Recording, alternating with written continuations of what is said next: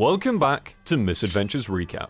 And things definitely started getting strange this week. A perfect example of that is our misadventures letting out their inner dog. I ain't your dog! Bark first, Jimmy. I bark on my own terms, thank you very much. As well as Lil Tim showing Jimmy the true art of parkour. I've actually got... How in the world did you get up there? And finally Drift and Avid channeling Tony Hawk to do some gnarly tricks. I'm gonna do a 720 off of this balcony. Are you ready? All right, let's see it, Tony Hawk. Whoa, yeah! That was sick. So let's get into it and bring you up to speed on what's happened this week. But before we do, make sure you subscribe right now to stay up to date on everything Minecraft Misadventures. Let's recap. Sausage clears an area at the Riverwood Hamlet in preparation for a new build and Assassin's Guild. Cam asks Sausage what he knows about the Scarlet Veil before revealing a hidden room to hold secret meetings. Sausage is concerned by the vibe as they're just a thieves guild, but drops hints to his new Assassin's Guild which might be of more interest. Jimmy arrives for a tour of the Petal and Vine shop just to get trapped by Sausage once again.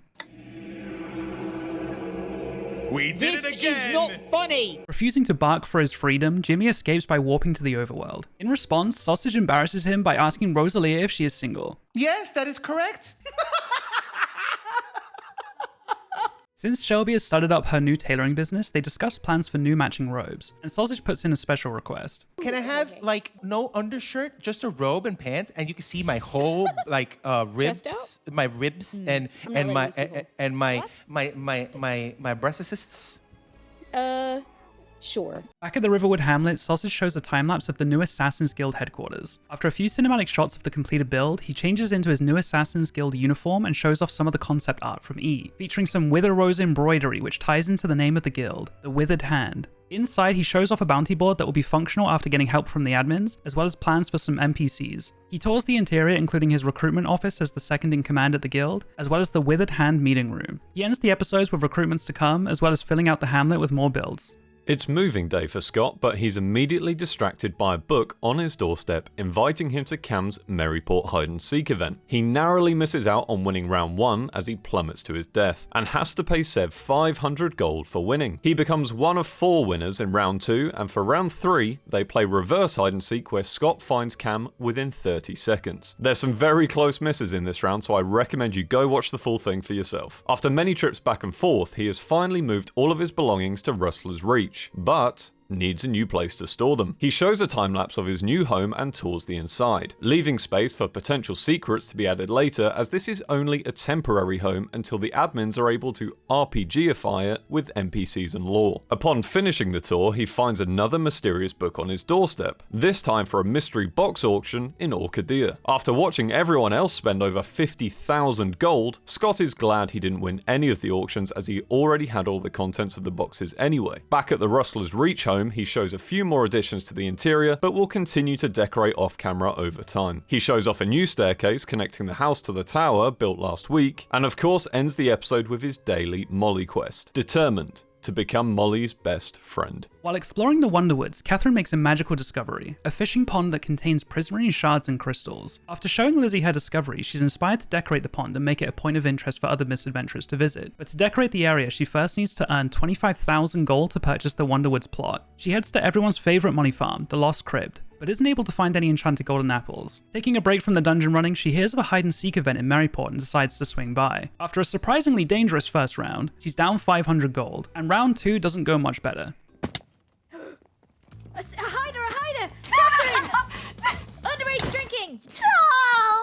1,000 gold down, and with the dungeon still not providing the gold she was looking for, she farms Wild Rose's quest over and over until she reaches her target of 25,000 gold. She purchases the Wonderwoods plot and begins a time-lapse of the build, adding custom trees and fishing dogs. She adds a display board showcasing the possible loot you can get from the Prisma Pond and then invites her first guests, Avid and Eloise. It's during this fishing session that she is inspired to add a donation box, and even has a few donations already to get her started. From one magical fishing pond to another, we join Lizzie in her magical forest, who plans to spruce up her existing fishing pond, but will first need deep slate and a lot of it. After filling her inventory, she returns to her Maryport home to repair her pickaxe, where she is greeted by a group of misadventurers and is concerned to see Cam has slept in her bed. Ew, my bed's got worms now! Trying to cleanse her of Cam's worms, they set her on fire where she quickly combat logs to the resource world. She draws a beautiful diagram of the magical fishing pond and explains the block palette in mind. Scott lends her a Silk Touch book for the ice blocks and she gets to resource gathering. But as I sat there destroying the ice caps at lightning speed, I started to think maybe I'm the bad guy.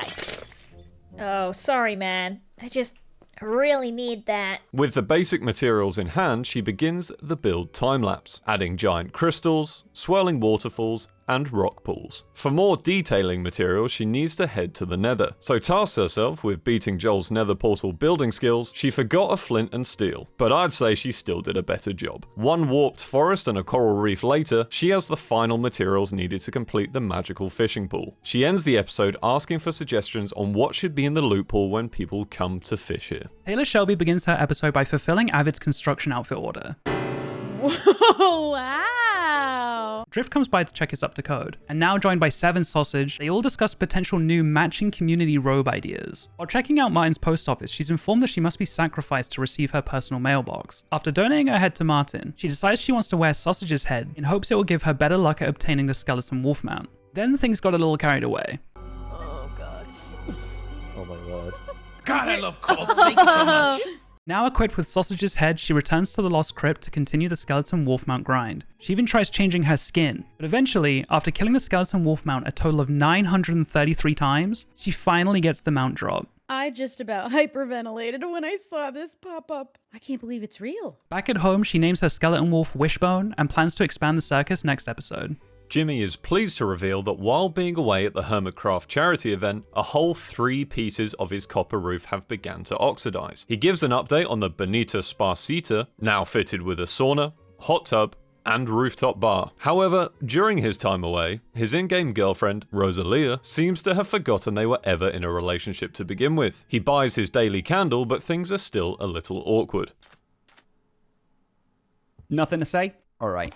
I'm not shutting the door on the way out. Back on Isla Bonita, Jim begins a time-lapse of his new stable, where guests can secure their mounts when they come to visit. He tours the build as well as some new additions to the island. 4 new palm trees from Fwip, some lampposts, and an old shipwreck for some Isla Bonita lore. But now, it's time to take a break from building, and have a nice relaxing spa day with the boys. Jimmy gives Joel, Ollie, and Martin the tour of the island before checking into the spa. I'll put my pickle in the tip jar. You put your pickle in the tip jar? The spa day is full of moments like that, so I recommend going to watch it for yourself. And despite some negative reviews, I think a second spa day might be on the cards. Jimmy then ends his episode with a relaxing drink, watching the sunset over his private beach. Avid treats us to another custom song called Lore, as he wants to soon begin work on his own lore-filled dungeon. And since the server's just been updated to 121.1, he can finally add some tough detailing to his giant custom tree while explaining his plans for a spider-themed storage module build, but not before getting distracted by Catherine's magical Prisma pond. Though for Avid, it seemed like a pretty regular pond. Another cod? That's 3 cod, Catherine. With the 121.1 update, pale gardens were manually added, which means pale oak, eye blossoms, resin, and of course the creaking have also been added. Although not everything is working perfectly just yet, at least the resin blocks are. Orange! Orange! The palette! After a treacherous trip to the Nether, Avid has all the materials needed for the spider module, and probably another 3 on top of that. One cinematic time-lapse later, the spider storage module is complete. He talks through the design choice of having gradients matching a single light source, and switches to a creative world to show the builds side by side, as well as some builds that might be coming in the future. Back on the main server, he tours the interior of his build, which looks especially beautiful at night, and as a small treat, he teases some future space lore with a radio in the center, listening for anyone that might be out there looking for him.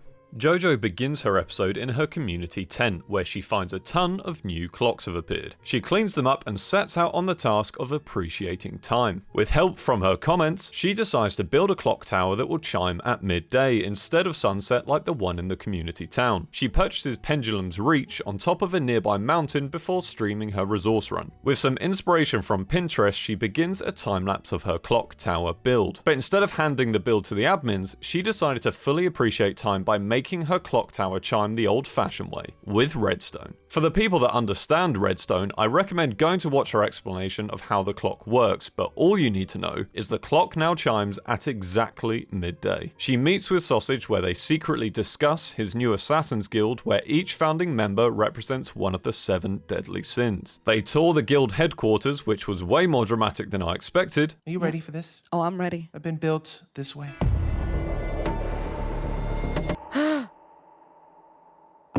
After explaining the Assassin's Guild code, Jojo is convinced and becomes the 3rd founder. It requires being sacrificed so her head can be displayed in the meeting room, and although no player has killed her on the server before, she didn't mind too much since she'd finally be free from a curse of binding chestplate she accidentally equipped a long time ago. One sacrifice later, she collects her belongings just to equip the chestplate again. Oh my god, I just put on the chest plate again. But with her head now on display with the other founders, she is given the codename Pride to represent her choice of sin. She ends her episode with a new tradition, a clock collection, all named after helpful and positive audience members from her comment section. While admiring the parkour tower from last week's episode, Drift shifts her plans for the town of Lawnhaven to be built a little further down the river, with a scenic path connecting to the tower. But while the plot claim is in progress, she clocks into her day job of road building. With a quick survey of Matt's cow ranch, Drift and Avid begin mapping out the route to Cam's shack, getting slightly distracted by doing some tricks off his balcony. That was sick. Okay, wanna see me do a 720 melon? Oh, sick. Okay, a melon. I think I did like a 1080 Whoa! instead. They divide the project into 2 phases, starting with connecting Matt to the Lost Crypt, where they have their first workplace accident. With safety regulations on the mind, Drift is called over to check out Avid's new work uniform, and something tells me she likes it. You? My friend? Turn around? Yup. You look stunning. Recapping some progress made on stream, she had been inspired by Pix's dried kelp rat feeding method, not for rat faction reputation, but for regular Minecraft XP, allowing her to fully enchant all of her new diamond gear. But back in Lawnhaven, her new claim is ready for purchase. She explains the lore behind the ancient magic and clears out an area for a small farm. She talks through her thought process for the build, adds finishing touches, and the weathered farm is complete. She tours the interior with plans for an NPC to be stationed here in the future. That's everything from this week of Misadventures Recap. Make sure you let us know down below in the comments what your favourite moments were, and we'll see you next time.